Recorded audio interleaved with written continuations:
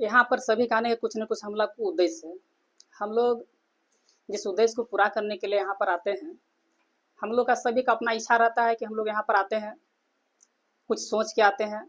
बहुत सारा जिम्मेवारी हम लोग को अपना अपने लिए है।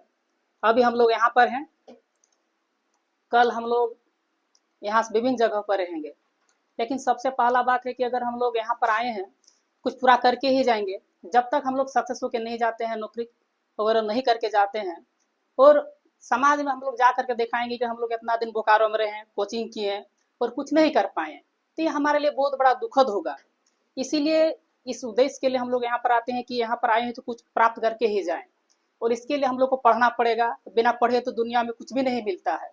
इसलिए लोग बोलते हैं कि किसी कोई चीज को पाने के लिए सबसे पहले अपना बलिदान देना पड़ता है, चाहे वो परिवार का बलिदान हो, चाहे वो समय का बलिदान हो, चाहे वो खुशी का बलिदान हो, चाहे वो अपने लिए कुछ बलिदान हो। और इसीलिए जिस तरीके से हम लोग अपना जिस कोचिंग के चालक हैं, हम लोग के गुरु हैं, जिस तरीके से पढ़ाते हैं, ऐसा हम लोग बहुत विभिन्न जगह पर गए हैं। बोकारो के धरती में सेक्टर 9 से लेकर के 4 से लेकर के सेक्टर 4 तक हम लोगों ने देखा है, कहीं पर वैसा टीचर नहीं मिले हैं जो हम लोग को मनोकामनाओं को हम लोग की इच्छा अनुसार पढ़ा सकते हैं। अगर अच्छा नहीं हम लोग को सर पढ़ाते तो शायद हम लोग यहाँ पर आज नहीं आते। कितना दूर दूर से हम लोग आते हैं, कोई साइकिल से आता है, कोई गाड़ी से आता है, कोई पैदल आता है। इसका मतलब ये होगा कि कहीं ना कहीं सर हम लोग को बेहतर पढ़ाते हैं, अन्य जगहों से बेहतर पढ़ाते हैं। आप लोग नहीं गए होंगे कोचिंग, हम नहीं मानते हैं, लेकिन हमने बहुत जगह पर गया है कोचिंग।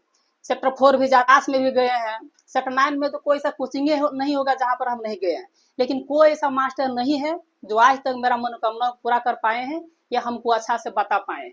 इसीलिए हम कहते हैं कि ऐसा सर मिल पाना पूरा बोकारो के धरती में या पूरा बोले झारखंड के धरती में नहीं है। तो इनके लिए हम शुक्रगुजार हैं कि ऐसी जगह पर आकर के हमें पढ़ने का मौका मिलता है।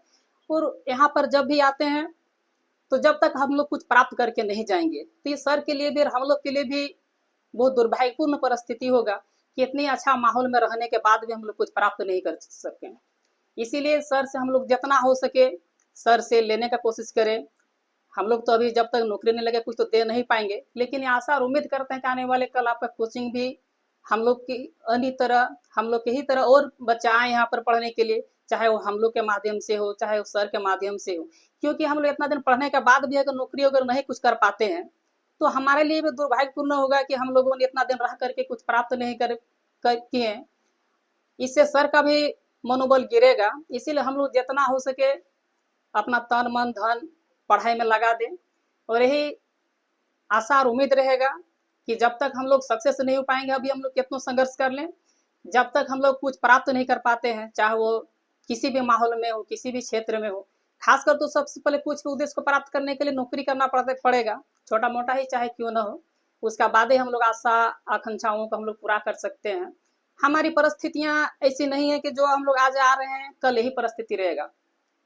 आज हम लोग यहाँ पर हैं, कुल अपना किसी का शादी ब्याह हो जाएगा, कोई अपना अपना घर चला जाएंगे। जितना जल्दी हो सके हम लोग को कुछ करना होगा, नहीं तो आने वाला कल भी हम लोग एक दर्द बन करके रह जाएगा कि हम लोग इतना दिन रहे बोकारो में कुछ नहीं कर पाए। अभी हम लोग का उम्र है कि हम लोग पढ़ाई करें, पढ़ाई के ज्यादा अन्य जगहों पे नहीं फोकस करें। पढ़ने का यहाँ उद्देश्य आने का मतलब ये होता है कि हम लोग का दिखावा नहीं करना चाहिए। जो हम लोग रियलिटी में है उसी रियलिटी में ही अपना आगे बढ़े। खासकर